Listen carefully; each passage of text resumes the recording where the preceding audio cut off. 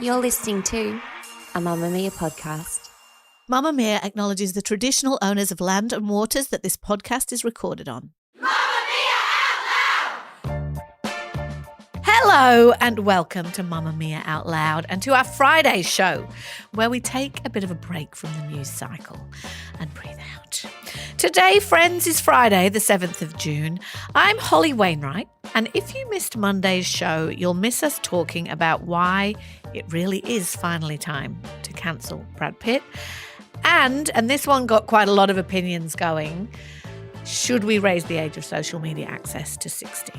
I'm Mia Freedman, and on Wednesday we talked about rodent boyfriends and also the difference between female and male billionaires. And we also had a bit of a dispute about that. Listen to those episodes via a link in our show notes. And I'm Em Vernem. I'm filling in for Jessie again today. You can always hear me on the Spill Entertainment Daily podcast. And on today's show, is everybody beautiful? A mass experiment in the Mamamia office certainly suggests that they don't feel it. Also, things to watch and read and do this weekend, which include a very sweary puppet, a viral book, and a self-helpy app. And best and worst, which include a very embarrassing partner, wagging work, and Mia's new boss. But first, Mia Freedman. In case you missed it, independent MPs want to fine businesses $25,000 if they don't accept cash from their customers in a bid to stop the move to going fully cashless. Oh. Except they're not going to pay that $25,000 fine in cash, would be my bet. Former Nationals MP Andrew Gee on Monday introduced a private member's bill that would require businesses to offer cash as a form of payment. Some stats to make you feel smart. In 2007, about 70% of all transactions were made with cash, but this has now fallen to 13%. Wow, so 13% of anything you buy or pay for is cash. Yeah. Wow. So banks and large retailers have been given until October by the competition watchdog to find a way to ensure the continued movement of cash around the country. I don't know why they need to. Like, can't you just get money out of an ATM? You don't need a credit card necessarily. Why do we need cash? Apart from buskers, who I honestly feel so upset for every but some time of them I have pass the one. tap-on little thing now. Yeah, that's true. Some of them I do don't think have a we little. need I mean, cash. even at lemonade stands, apparently. Why people do we have need those cash? little Like, things. what's the reason for this? Why do they want it? The arguments in favour of having cash are that it is often favoured by older people, Mm-hmm. people who don't want to keep their money in banks. They might want to keep it, I don't know, under their bed or in their pocket. And also, I can't remember the third thing. But No, it's about privacy. So some people don't feel comfortable with the level of surveillance that comes with paying for everything digitally. Yeah, I'm right. not saying I necessarily sympathise that's with that. true. But it's like if you pay for everything with a card, then everything you do can be tracked, right? Yeah. Whereas if you get money out of the bank and then you just spend that money, it can't be traced. That's the whole point of cash, and that's why That's it can very also true. be used in more sinister ways. But like a lot of people are uncomfortable with the level of surveillance that comes with cash. Yeah. And the other reason is rural areas, places that don't always have such stable internet connections, all of that kind of stuff. They want people to still be able to operate in cash. It's very true. I mean, we saw what happened when there was the Optus blackout my last God. year, and people couldn't buy their coffee. It was devastating. No, but people often don't have cash. The only time I use cash now, I've realised, is when I go to my alterationist because she doesn't accept cards or any kind of FPOS, which is a nightmare. So literally the only time I go to the bank is when I have to get my clothes altered. I live in the regions, obviously, and our local service station, Servo, I remember once their like digital stuff was down and I didn't have cash, so I couldn't get any petrol. And she said, always have a 50 in your wallet because, and she was saying that during the bushfires in our neighbourhood, which was very badly affected by that terrible summer of bushfires. And all the services went out, all the internet services went out. And so many people who were trying to get away would go to the servo, wanted petrol, but they couldn't pay for it. And so she was saying, you know, they were asking, can I just have it for free? And she was like, well, I can't just give you all petrol That's for really free. interesting. And they say that So in case of emergency, it's future basically. terrorism will be about internet going down, and then we won't be able to pay for anything. Do you even know what cash is, Em? Not really. I haven't owned a wallet in probably 10 years. I have never used cash. I remember one time, I think it was last year, where my card expired, so it wasn't working. And I walked over to my mum's work because I was like, you need to give me your card. And she was like, why don't you just use cash? And I'm like, I don't know how to do that. Like I physically don't know who will take cash because I've never seen anyone take cash. Like I don't own cash. I don't have any cash on me ever. I got really, really irritated by my co-workers this week. Oh, God. That's it. That's the segment. That's all I've got to say. That's all we've got time for today on Out Loud. Thanks so much for listening. It was about a story that ran on Mamamia, written by Gemma Bath, who you might have heard on Monday's show, filling in for our Jessie. And it was about something quite specific that I think is actually about something much broader. The story that Gemma wrote was called Dan Photographed 60 Women in the Mamamia Office. We all said the same thing. And it was about the day, or days as it turned out, that all of Mamamia's editorial team got their pictures taken. It was for new headshots, and as I'm sure you can understand from the term headshots, they're like the pictures that get taken that then go at the top of all the little articles so you can see the people who wrote them. They might be used LinkedIn. in professional decks on LinkedIn. They're Arms like crossed. Yes, you to the look side. serious. So they're your like professional headshots.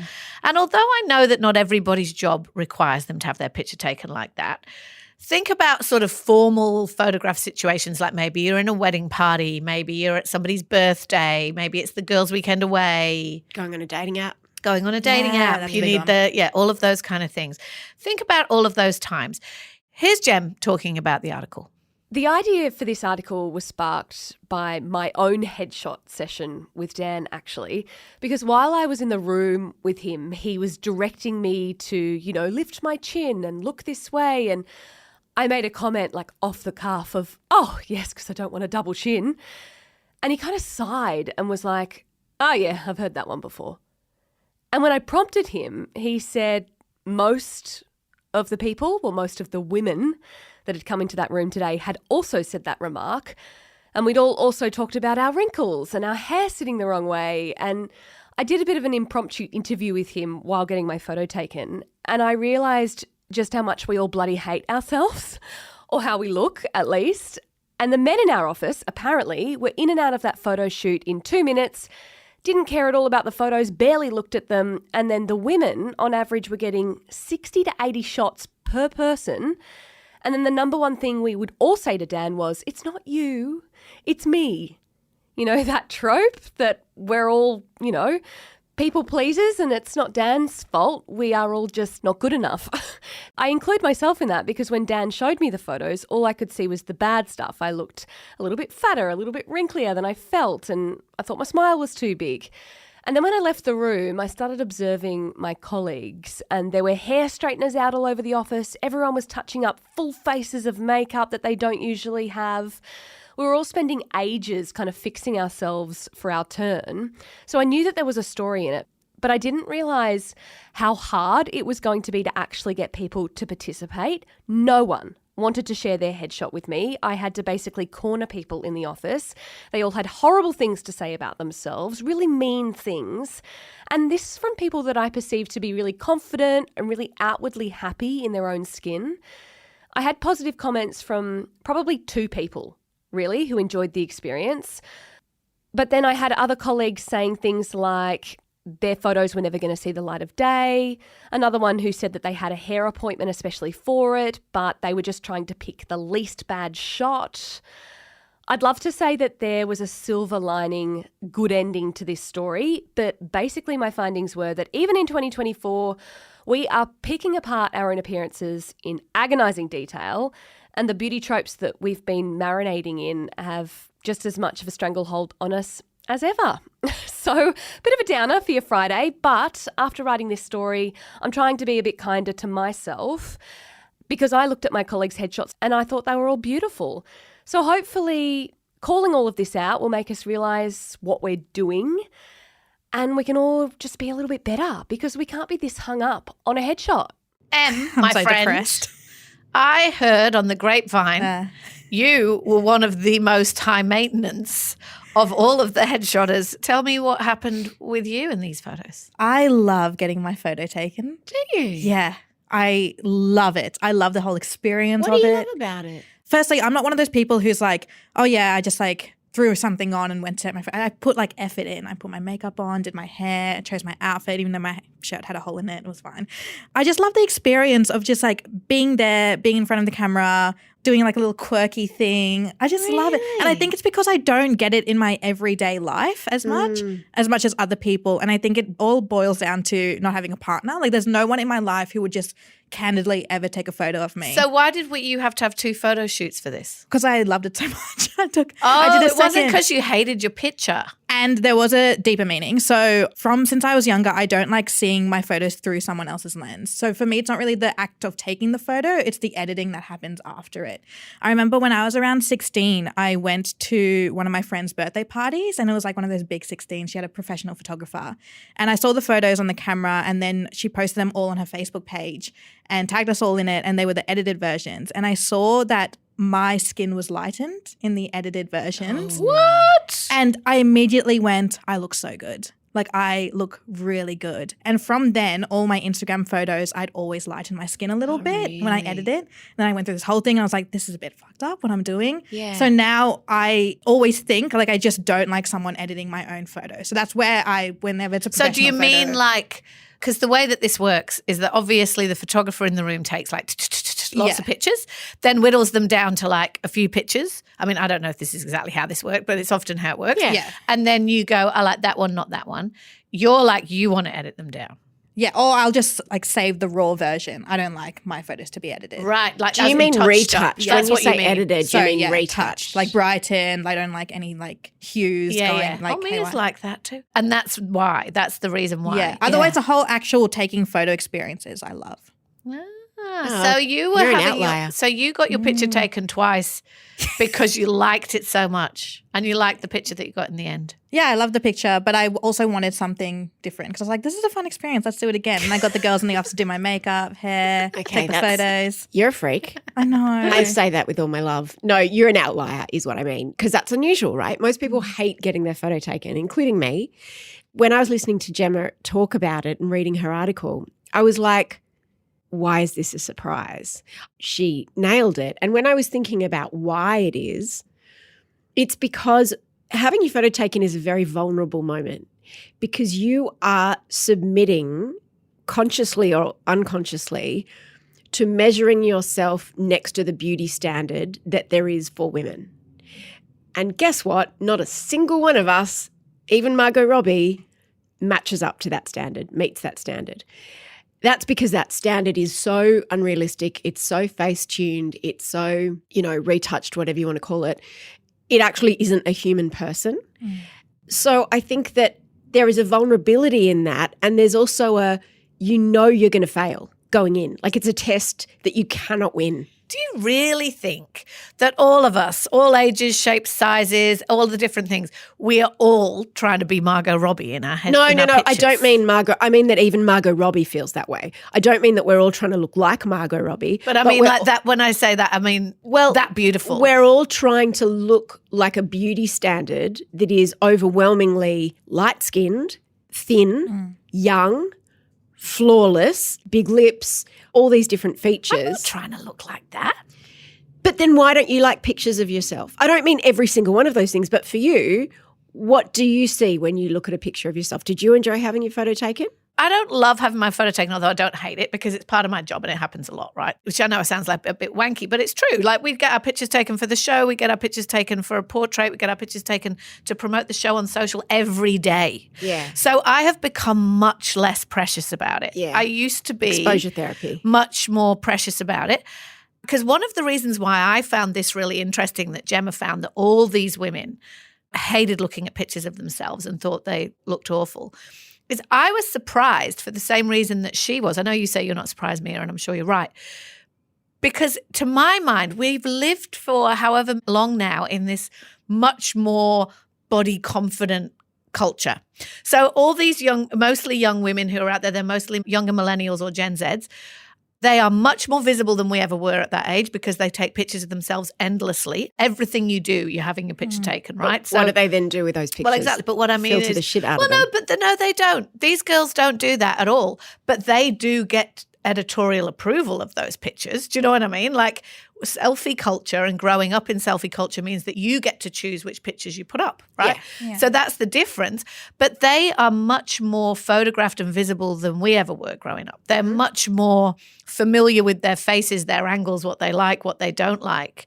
And so I find that really interesting because I thought that they would be much more comfortable with the process. When someone takes your picture, it's not in your control. And that's the thing that Em says. Like, I often look at the pictures that women I know post of themselves, and to me, what they think reflects them or what they want to reflect them doesn't look to me like the them that I know. And I've heard other people say that about me. Sometimes the way you want to be perceived or the way you think you look is different to how other people see you.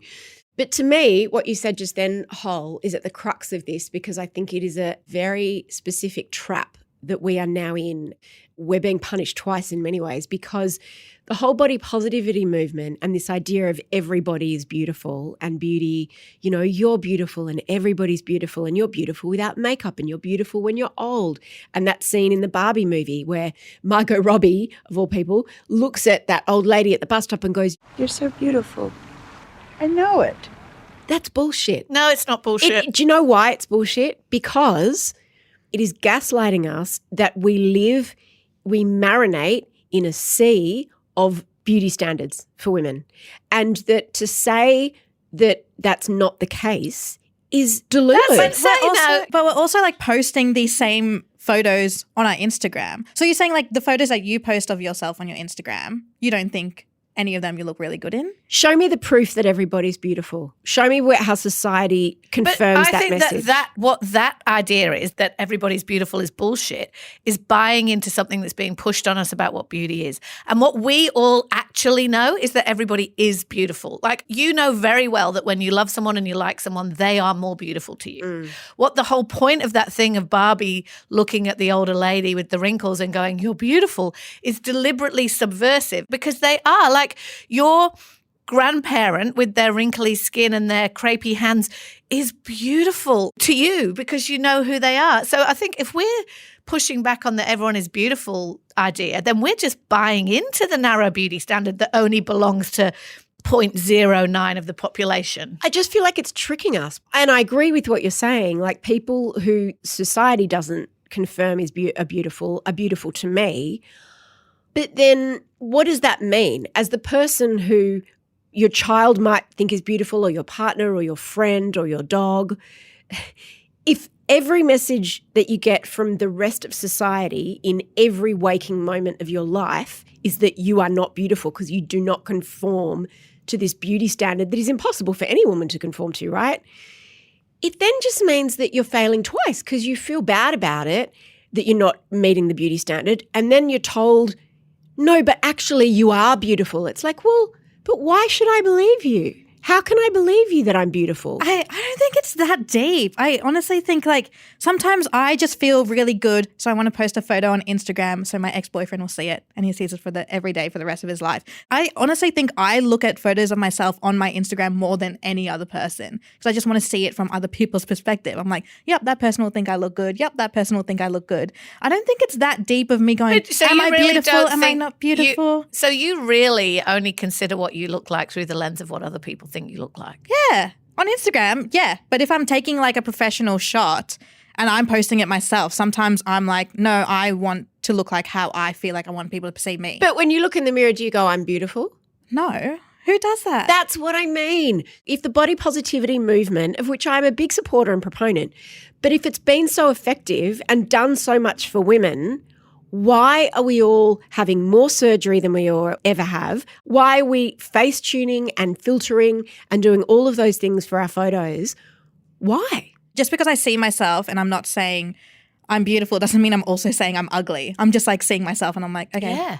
here I am. You're neutral. I'm neutral. But I like think it's a that's phase. the goal. Like I'm just posting photos. I just want to enjoy my life. And that's exactly where we should be. Because You're very evolved. the reason that she's not that unusual. I think that like the reason why that article irritated me so much was the notion that all these smart young women that I work with, not just young women, all these smart women that I work with are wasting so much. And it like, put your makeup on, walk in, smile at the camera and walk fucking out and get on with your job. Wainwright, don't blame the player, blame the game. But it is you're- not. no, but- you're making the political personal. You're saying all you need to do is stop wasting time instead of going, hang on, the system's Babe, fucked. how do we change the system? The way we change the system is to stop buying into the idea that there's only this tiny, tiny little square of beauty and all the rest of us live outside it. The way to change the system is to say, sorry, there's all kinds of beautiful. And you might be selling us one theory about it and we'll buy into it to a point.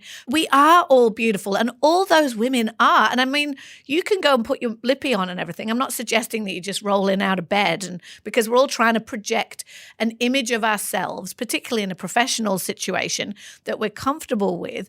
But the idea that it's such an awful, agonizing, painful process, I'm guilty of it too, for sure.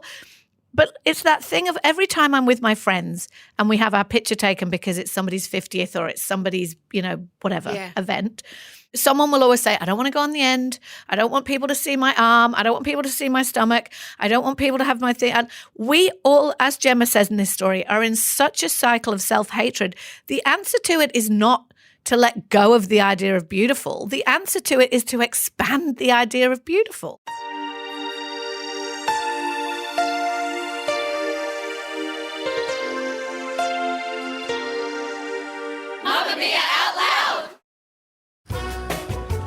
It's time for some recommendations, some things to get stuck into on the weekend. I'm going to go first because I haven't spoken enough today. You can hear my voice is giving out. I love a viral book. It's hard to get me to read a novel, but if someone says everybody's talking about it, then I will. It's a book called All Fours by Miranda July. I've heard of her, but I'd not read her work before. She's a New York Times bestselling author, and she's written other books called The First Bad Man is apparently her most favourite one. But it is about a woman upending her life, a woman in midlife. She's a semi-famous artist. You never really get to the bottom of what she's famous for. But she announces her plan to drive cross-country from LA to New York for work and just to see some friends. And then she decides to just exit the freeway and she just stays where she is for 2 weeks. And what happens to her there and then what happens afterwards. It's about perimenopause. It's about sex. It's about relationships. It's about a particular time in life. It is so good. Great. What's your echo? I am recommending an app. It's called Dailyo that I want you both to download after this episode. It's a self-care app. So it's basically She's worried about us. I've downloaded after being recommended on this pod. I've used none of them. I think that Em thinks we need help. You need this app. What is it? It's basically just like a kind of productivity, but it's also a life tracker app. I use it and it's helped my depression so much. It's literally like a diary entry. So I use it as a diary entry. I use it to track my sleep, my menstrual cycle. You put in your daily habits and you tick them off as you go every day. And sometimes when it gets really bad, it's like really specific, like have you showered today, literally. Yeah. And then you can also put in how well you slept last night, what time you went to bed. And how then does it help? It helps because it helps you formulate patterns of behavior and it gives you the statistics. So, for example, last night I slept terribly and I put in my app I slept terribly and it's like, oh, interesting. You also slept really badly on this day and then the next day you were also really anxious. So I went into my calendar and I was like, what happened on these days? And I was like, oh, I was filling in for out loud. So We're ruining her life. It helps you track all these things. I know that 2 days before my period for the past 6 months, I'm always really angry as a base level emotion. So it kind of helps you like see that beforehand. So when you're feeling that, you kind of know and put like words to it. So good. Dailyo. You can download it on Apple or Google Play if you have an Android. Somebody is tracking that shit. I know, but you need it. Who cares? People put all that shit on their Instagram anyway. She just said it on a podcast. Yeah. I'm recommending a show on Netflix called Eric. Now, if Jessie was here, she might say to me, is this one of your shit recommendations? And look, it's not, but it won't be for everybody. It has Benedict Cumberbatch. It's dark, yes. It has Benedict Cumberbatch in it, who obviously is fantastic. It is dark though, right? It won't be for everybody. What it's about is it's a drama and it's about a couple who are played by Benedict Cumberbatch and Gabby Hoffman, and they are both fantastic, who are kind of at each other. It's the 80s. They're living in New York. He is the creator and head puppeteer on a show that's basically Sesame Street. It's not that. It's called Good Morning Sunshine or Hello Sunshine or something. So you see behind the scenes of how that works. But when he goes home, him and his wife argue like cat and dog. He drinks a lot, etc. One day, their little boy goes missing on the way to school. And it's about what happens after that. What are you doing with Edgar's drawings? I'm working on a new puppet. If we can get him on the show, then Edgar will see it. He'll know how much we want him to come home. You're going crazy. He's the monster that every child wants when they are lost and need to be found. This is Edgar's idea. I want to make it real. I'm out. Yeah, you would definitely be out. But it's amazing because what happens is, so the little boy used to go to work with his dad and he had started sketching and drawing his own puppet that he was going to be on this show.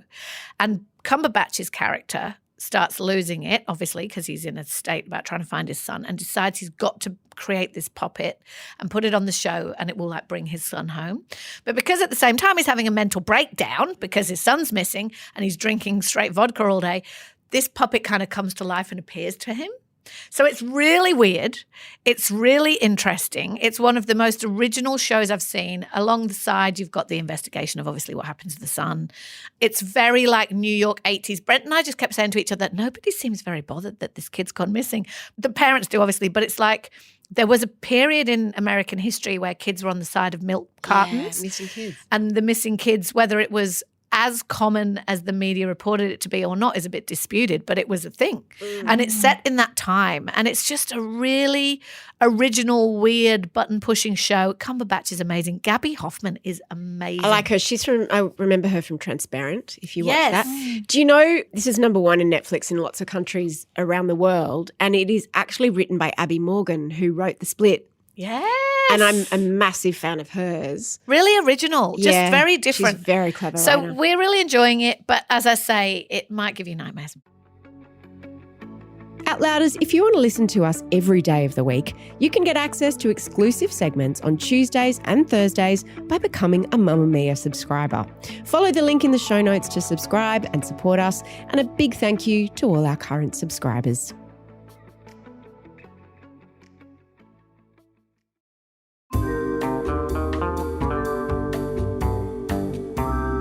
It is time for best and worst of the week. Mia.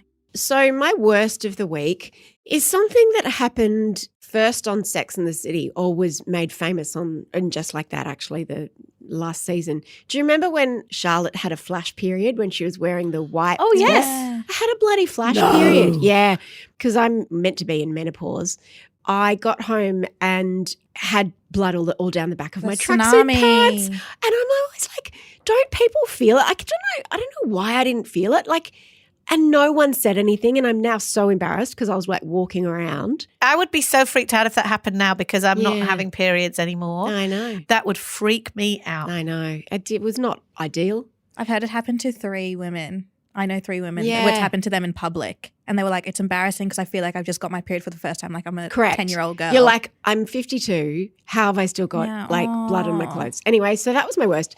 My best is that we announced last week a new CEO for Mamamia, which is very exciting. For people who might not know, I'm not the CEO of Mamamia. I am a co-founder. My husband, until last week, was the CEO. He's my co-founder. And we've been looking for a new CEO for quite some time. Jace has stepped up into a exec chairman role. We appointed Nat Harvey. She's amazing. She came from Channel 7. She was the national sales director there.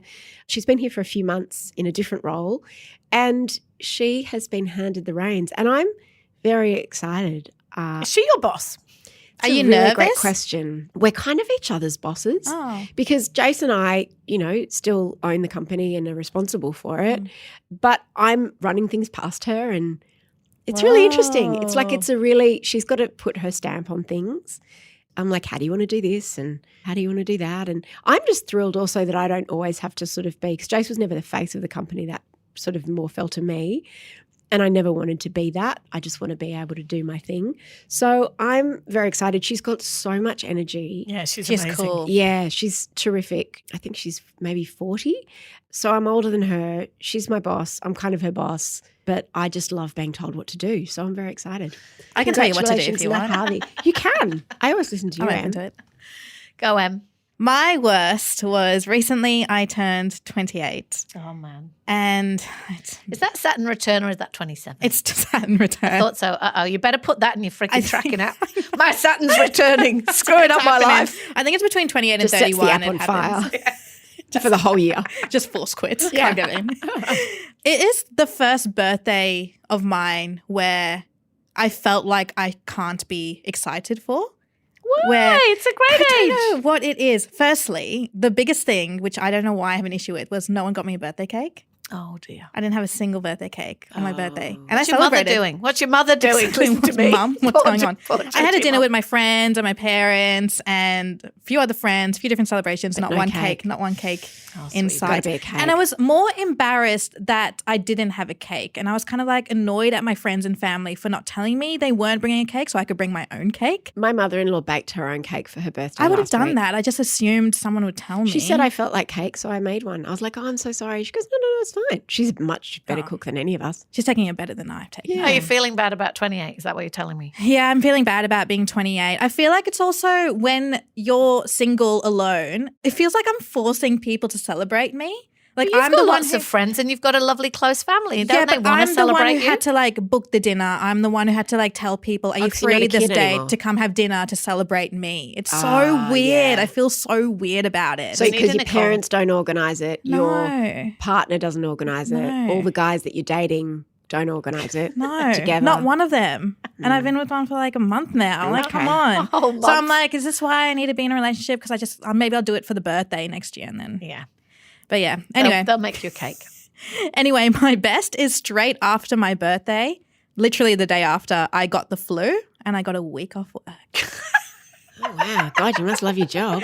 I do love my job. Tell her you This CEO is my about that. favourite thing ever when fill-in hosts bitch about work and To Mia me. sits there going like, It's not my problem anymore. That can deal with you. Yeah, you have nothing to do with it. I was sick. So I had the flu from. So it's better that having the flu than coming to work at Mamamia. No. Wait. Just to be Mia, clear. let the girl be human. Because as podcast host and because I host a daily podcast, I physically couldn't come into work because firstly you have to sound good and I sounded dreadful. Plus I didn't want to get anyone else sick. So I can't work from home in my job technically. You could if you tried. I could if I really wanted to Some of try, us but I have. didn't want to try. We'll leave it there. It was the first. Go on. Not awkward doing a podcast with your boss at all, is it? I'm feeling great right now. Not all heroes wear capes, Em. Some of us wear masks. Go on. Em. It was the first time I've ever taken sick leave, I think, in years. And I made the decision. I'll just check that. Yeah, you can check. I made the decision. I put my foot down and I was like, I'm going to get 100% better before I go into work. It's called rest. I've never done this before, but resting when you're unwell is the best experience. I came back into work. What's that like? Oh, you need to try. You need to get sick and try it. I came back into I am work sick feeling right like now. I can I'm take sick. over the Can't world. you hear it in my voice? If you get Go home. Holly and I if pretend you that get we're me not sick again, I will gladly take sick leave again. I will gladly take work off again, and you'll have to find another. Come here and I'll lick host. your face. I cannot wait for the fallout from that conversation.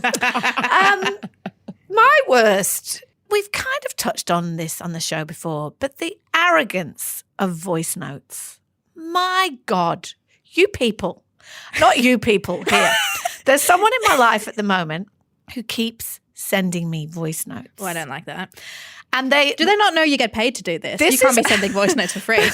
This is like, it's not a, hey, I just want to tell you about something that's happened in my life. They're trying to get something done.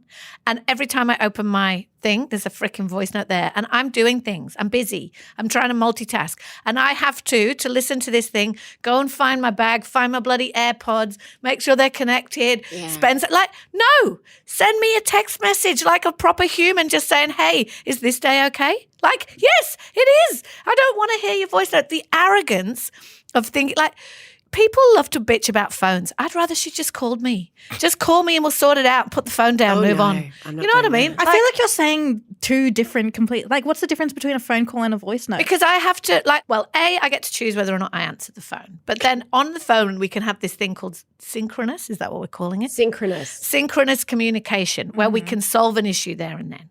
I'm doing another thing or I'm getting my coffee or I'm working and I see I've got a voice note for this person. I have to stop my life, listen to the voice note. Then How I is have it different to a text? Because they're both asynchronous forms But I of don't need to put my earbuds in and stop what I'm doing. That's the extra thing, isn't it? But most voice notes are transcribe bullshit. it for you. Well, because you can that's not read what's happening in faster than my you can world. listen. Yes. I can. Maybe they're taking the piss out of your job and they're like, look, I can do it too. No, they're not. They're just being lazy and going, I don't want to type. No, That's you what know they're that, doing. that saying, sorry, I've sent a long email. I didn't have time to write a short one. Yes. It's a bit like that. Yes. So I can't be bothered to text, so I'm just going to – but I do it in the car, which is also really I hate annoying. voice notes. I know. Don't leave me any Okay. voice notes. I love you, but don't. Okay. I get the point if it's the catch-up, you know, when we talked about it, when someone's like, here's what's going on in my life and I can choose when to listen to it. But if we're Yeah. actually trying to organise something, no, don't do it. Okay. The arrogance of voice notes, that's my worst. My best, this is just a Brent appreciation moment, right? Last Friday night in the town I live in, every year they have this little festival and it's like a speech festival. It's called Ignite and anyone can enter, everyone can do a 5-minute speech. Oh, like And a it can- public speaking thing. Yeah, and it can be about anything, but it can't be longer than 5 minutes, which is great. I love that idea. And you have to do PowerPoint slides. And there are this many of them and they move quickly and it's great. During that, you go and they split it up so it's not too boring.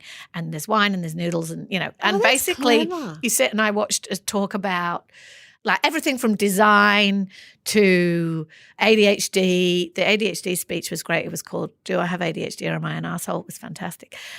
And Now it makes sense because I thought you were at a school speech night and you sent me a photo of that slide. Do I have ADHD or am I an asshole? And I'm like, well, that seems a little bit harsh in a school. And they like travel and this and that, you know, design, things that people are into, seaweed. Brent did one because Brent always does. And he did one about air guitar. And there is a little known thing about Brent, because I do not advertise this for very obvious reasons. I think you should. That when I first met Brent, which is nearly 20 years ago, on our very first date, he told me that he had entered a professional air guitar competition before. And that's when you fell in love. That he was joking. And I went, lol. Except I didn't say that because we didn't say that then. You genuinely I laughed. actually laughed. She said, hardy, har, har, har, like a pirate. But he wasn't joking. And one of his hobbies for the first couple of years of our relationship was entering professional air guitar competitions. Wow. That's And insane. I had to think go you know and watch. someone. You probably don't know this, but there's a worldwide air guitar championship in Finland every year. I didn't know And this. Australia sends one person. Was it Stop. Brent? It wasn't Brent. He never made it to the finals. He was very upset. Wait, is it competitive? It's held in Canberra every year. Big deal, right? Anyway, I have always been deeply ashamed about this, about my Brent, because he's a great guy, but I'm like, that's the most mortifying shit. No one needs to know about that. Yeah. And then on Friday night, he gave a speech for 5 minutes in front of all these people that we know and many that we don't about his professional air guitar career. And then at the end of it, he did 30 seconds of air guitar. I love him It was unconditionally. unreal. And what I realized, which I have realized obviously over the course of our relationship, is that although it's mortifying to me because I'm much more interested in my own like self-image than he is, one of the very best things about Brent and people like Brent is being cool is so far down his list of priorities it isn't there, right? He just is like, I like doing this. Who gives a shit? I'm doing it. And it's one of the things that actually makes him a really excellent person. He doesn't pretend to be someone he isn't. He doesn't like, It's very attractive quality. he's very who he is. And sometimes who he is really embarrassing. Yeah. But hey, that's life. And so I watched him do it. And instead of dying, which I thought I was going to, I was like, do I really have to come? And then I was like, no, support him. He always supports you. I actually had like tears of laughter and joy running down my face. And I was like, look at that freaking idiot go. I love him. That's I thought he nice. looked great. Can I be honest? Like I thought he looked posted great. it. And I was like, I think it's risky you posted it because a lot of single women follow you. I don't think so. I think A so. lot of women just gave me the emojis like, Anyway, that's with my the- best for the week. I loved it. That is all. It's not all we have time for. We also are going to tell you what else we've got on our podcast this week because we all freelance, freestyle, side hustle on other shows. Oh, we did. We all cheat on this one. On No Filter this week, I interviewed Raina Cohen and we discussed the idea of what if our friends are our soulmates. It's really interesting. It's about the idea of prioritising friendships over having a partner. And you should have had a significant other who was a friend. Organise your birthday cake. You should. You need a Nicole. Damn it. Yeah. Who did you talk to on Mid?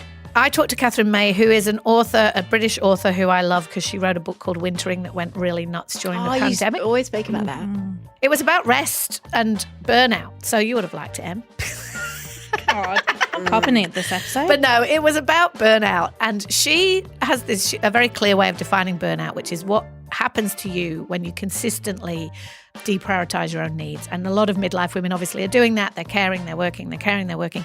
And then she has this sort of radical point that all the things we're told to do to cure it, slow down, doll, basically, meditate, do this and that, is almost impossible when you've got a lot of responsibilities, and was almost certainly like designed by a guy. She was like, she once went on this meditation retreat and the guy who was leading it was like, so 3 times a day, just take your half an hour. And she's like, what are you doing? Like, who's looking after your children? Like, what's going on? Anyway, so it's a really, really great episode, if I say so myself, but that's not because of me, it's because of her. It's great. Catherine May, Burnout. What did you do this week? This week I did a lot of things. I wasn't resting this week, just so you know. We talked about a lot of things on The Spill. It's obviously a daily podcast, but one of my favourite episodes we did was earlier in the week. We talked about Northwest. Oh, yeah. As Simba in the Lion King 30th concert. Northwest being Kim Kardashian and Kanye West's child. There's a very snarky tone about that poor kid. I feel bad for her. What do you mean? No, you don't feel bad. It's not her fault. It is her fault. Oh, sorry, from what I heard on The Spill, Kim got her own, she was in the proper Broadway production of The Lion King, right? Which I've seen many times. The costumes are amazing. Jennifer Hudson was in it. It was huge. But she got a special costume designed for Northwest.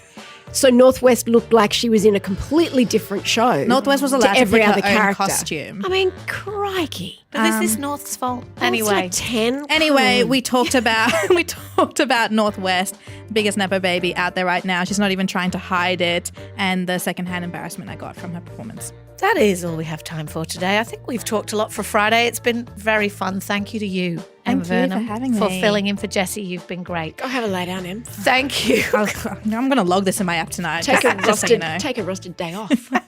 Oh my God. Thank you to our team. That is the amazing Emeline Gazilas, the assistant producer Tahli Blackman, audio producer Leah Porges, and our brand manager Kerry Scott Jackson. We'll see you all next week. Goodbye. Bye. See ya. You're beautiful. Have I told you lately you're beautiful, Mia? You're so beautiful. You just look the same to me. Shout out to any Mamamia subscribers listening. If you love the show and you want to support us, subscribing to Mamamia is the very best way to do it.